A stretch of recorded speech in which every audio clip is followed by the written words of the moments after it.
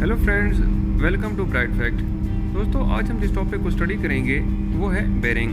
Bearing क्या होता है, इसकी टाइप्स क्या होती हैं, ये किस तरह काम करते हैं, उसके बारे में हम स्टडी करेंगे। तो दोस्तों, वीडियो शुरू करने से पहले आपसे एक रिक्वेस्ट करूंगा कि अगर आप मेरे चैनल पर नए हैं तो मेरे चैनल ब्राइट फैक्ट को सब्सक्राइब ज़रूर कीजिए और इस वीडियो को शुरू से लेकर आखिर तक ज़रूर देखिए ताकि आपको लेक्चर की सही से समझ आए। तो चलिए दोस्तों, बिना वक्त ज़ाय किए शुरू करते हैं। फ्रेंड्स, जब हम बेरिंग को डिफाइन करते हैं तो हम कहते हैं कि बेरिंग क्या होता है। Bearing to constrain relative motion. Constrain relative motion के लिए हम यूज़ करते हैं बेरिंग को, या हम ये भी कह सकते हैं कि to remove friction between two moving parts. Moving parts के दरमियान जिस चीज़ से हम फ्रिक्शन को कम करते हैं, ख़त्म करते हैं, उसको हम बेरिंग कहते हैं। बेरिंग लगा के हम फ्रिक्शन को ख़त्म कर सकते हैं और कम कर सकते हैं। ठीक है दोस्तों, ये हो गई सिंपल बेरिंग की डेफिनेशन। दोस्तों, बेरिंग एक इम्पॉर्टेंट चीज़ है। आमतौर पर आप अगर जॉब्स के लिए जाते हैं, इंटरव्यू में जाते हैं, तो वो आपसे बेरिंग और उसकी टाइप्स के बारे में लाजमी पूछते हैं। तो बेरिंग की डेफिनेशन तो मैंने आपको बता दी। तो जब हम टाइप्स को, अगर इंटरव्यू लेने वाला आपसे पूछे कि बेरिंग की टाइप्स कितनी होती हैं, तो आपने रोलर बेरिंग, बॉल बेरिंग ये नहीं कहना। बेशक वो उसकी टाइप्स होती हैं, लेकिन जो बेसिक टाइप्स होती हैं बेरिंग की, वो क्या होती हैं? वो दो तरह की होती हैं। एक होती है फ्रिक्शन टाइप और दूसरी होती है एंटी फ्रिक्शन टाइप बेरिंग। अब फ्रिक्शन टाइप बेरिंग क्या होती है कि फ्रिक्शन टाइप और anti friction type. Friction type क्या होता है कि जिसमें कोई रोलिंग एलिमेंट नहीं होता, उसको हम फ्रिक्शन टाइप बेरिंग कहते हैं। मीन्स चीज़ें मूव कर रही होती हैं लेकिन उनमें फ्रिक्शन प्रोड्यूस हो रही होती है, उनको हम कहते हैं कि ये फ्रिक्शन टाइप बेरिंग है, क्योंकि उनमें कोई रोलिंग एलिमेंट नहीं लगा होता। इसी तरह जब हम एंटी फ्रिक्शन टाइप में बात करते हैं तो एंटी फ्रिक्शन टाइप में हम कहते हैं कि उसमें रोलिंग एलिमेंट लगा होता है। रोलिंग एलिमेंट में क्या होते हैं? या वो रोलर्स होते हैं या वो बॉल्स होती हैं, कुछ लगा होता है जिससे फ्रिक्शन प्रोड्यूस नहीं होती, इसलिए हम उनको एंटी फ्रिक्शन टाइप बेरिंग कहते हैं। ठीक है दोस्तों, अब टाइप्स में जब फ्रिक्शन टाइप और एंटी फ्रिक्शन को डिस्कस करते हैं तो इनकी मजीद आगे टाइप्स हैं। जिस तरह के फ्रिक्शन टाइप बेरिंग में क्या होता है, फ्रिक्शन टाइप बेरिंग में मजीद इसकी दो टाइप्स आ जाती हैं। एक बुश बेरिंग होता है और दूसरा सेल्फ अलाइनिंग बुश बेरिंग होता है। अब बुश बेरिंग क्या होता है दोस्तों, कि आमतौर पर अगर आप किसी इंडस्ट्री में काम करते हैं तो आपने देखा होगा कि स्क्रू कन्वेयर यूज़ हो रही होती है। तकरीबन हर इंडस्ट्री में यूज़ होती है स्क्रू कन्वेयर।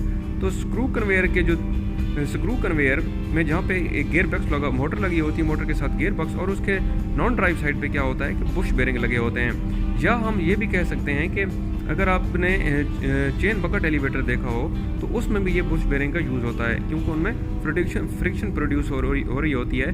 तो ये जब जो चेन होती है स्प्रॉकेट्स में मूव करती है तो वो जो होती है उस जगह पे बुश लगे होते हैं, उसको हम बुश बेरिंग कहते हैं। इसी तरह जो दूसरा है वो है सेल्फ अलाइनिंग बुश बेरिंग होता है। सेल्फ अलाइनिंग बुश बेरिंग, जिस तरह से नाम से आपको पता चल सकता है कि सेल्फ अलाइनिंग के लिए जहाँ पे हम अलाइनमेंट हमें ज़रूरत होती है वहाँ पे हम self aligning bush bearing use करते हैं ताकि उनकी अलाइनमेंट ठीक रहे।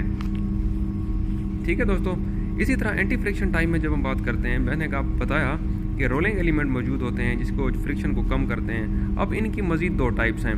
ठीक है, एक होती है बॉल बेरिंग और दूसरी होती है रोलर बेरिंग। बॉल बेरिंग क्या होता है कि जो रोलिंग एलिमेंट होता है उनमें बॉल लगी होती है। रोलिंग एलिमेंट में बॉल होती हैं और रोलिंग एलिमेंट में रोलर्स लगे होते हैं। ठीक है दोस्तों, आज हम सिर्फ बॉल बेरिंग को डिस्कस करेंगे।